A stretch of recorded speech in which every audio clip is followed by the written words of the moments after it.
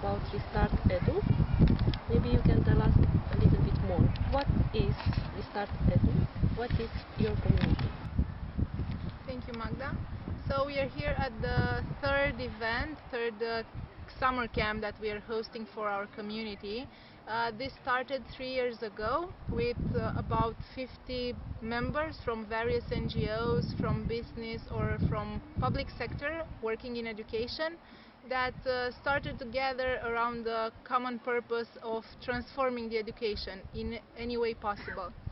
We have developed our community so far through various events, this one being one of them, and we have created spaces from people that share the same purpose to meet and share resources, connect with each other, find out how they can support and help one another in order to have a greater impact together and reach their goal even faster, because we know education is a sector in which it takes a long time to see the results.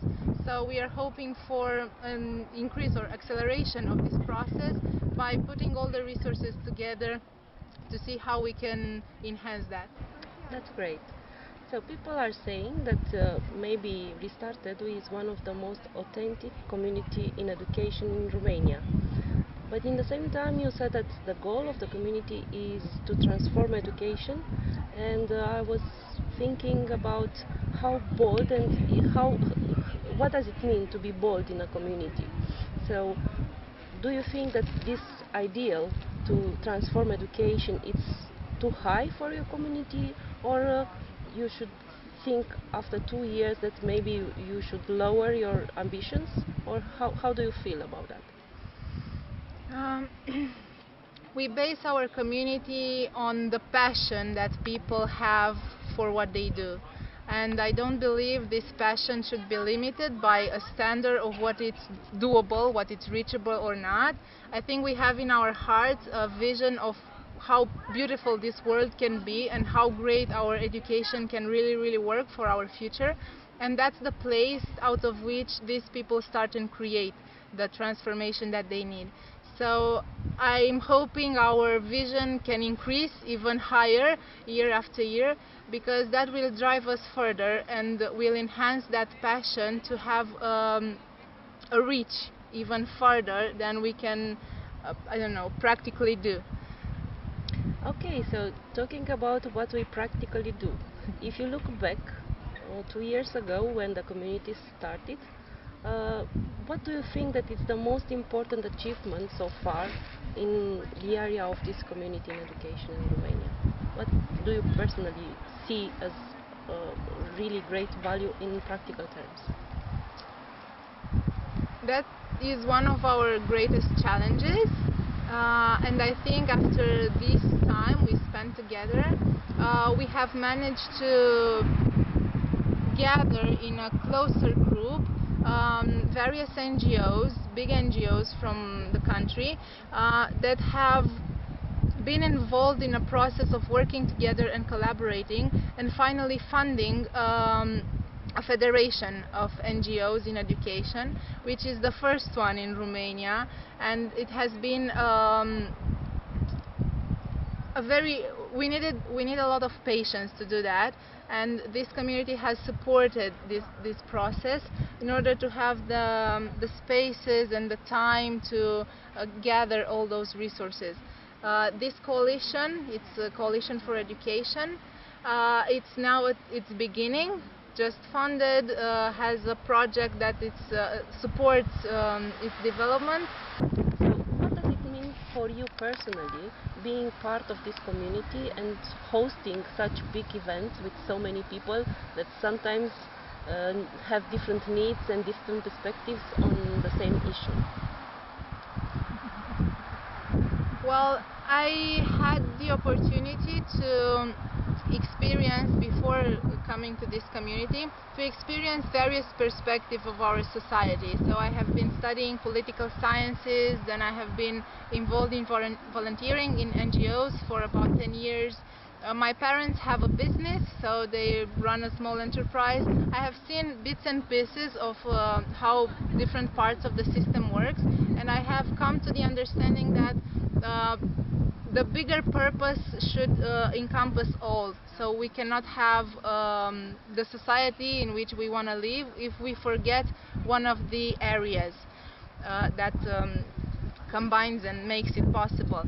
This is why I have a personal drive to gather and put together all those perspectives, because I see value in every approach, be it business-oriented, being NGO, or the formal system, the public sector.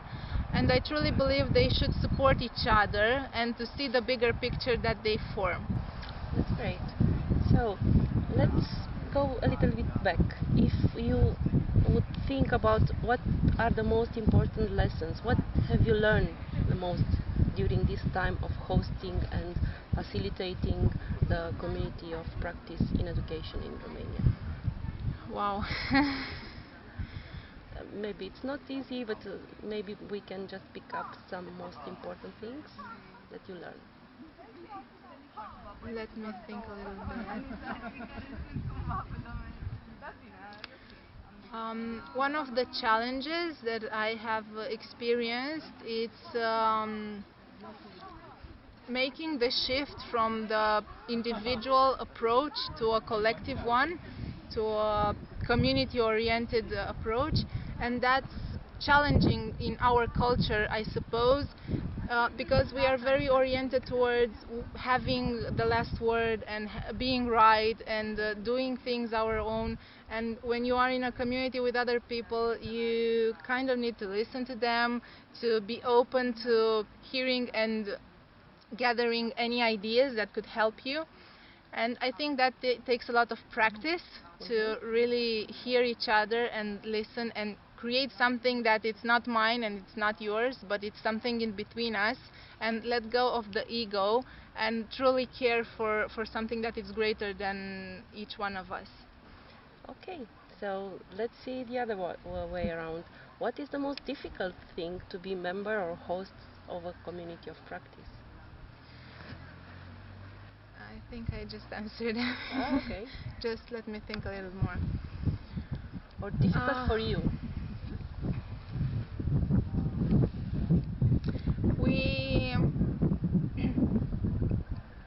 We started bringing in our practice tools and instruments that are not so widely used.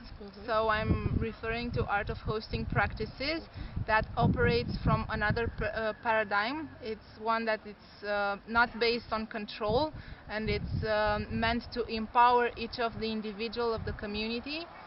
I find very difficult to promote and use these kind of practices in a culture that is very much focused and used, because many years we have worked in a paradigm that says someone needs to have the final word because he or she is the expert, so we should look up to someone like our God.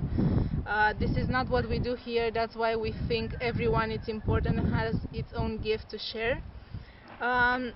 It's difficult to organize spaces that are based on freedom, because with that freedom that we offer comes a great sense of responsibility, and I feel that we are not that used to truly take responsibility for what we want to do.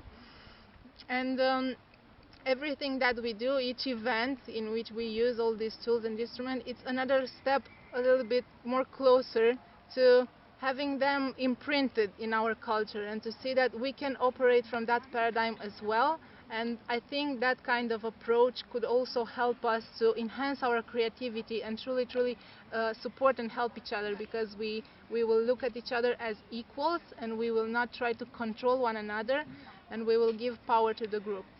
That's great. And maybe the last question. What is your bigger dream connected to this community in education for the next years? I like to dream a lot. Okay.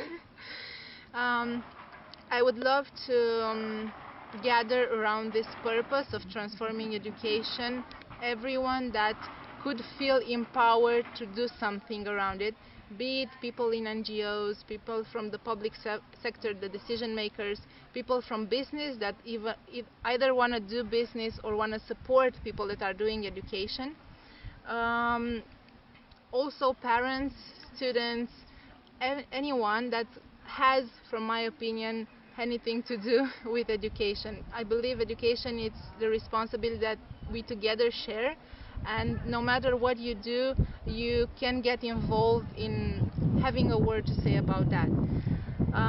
On the long term, I would love this community to grow to be at an international level in order to connect with various other groups from around the country, because at the global level there's another wave of revolution in education, and would love to be part of that, because the vision and the tools that we can approach if we are even more connected, I think could enhance all the powers that we can have. Thank you very much, Ana, and good luck with your dreams. Thank you very much.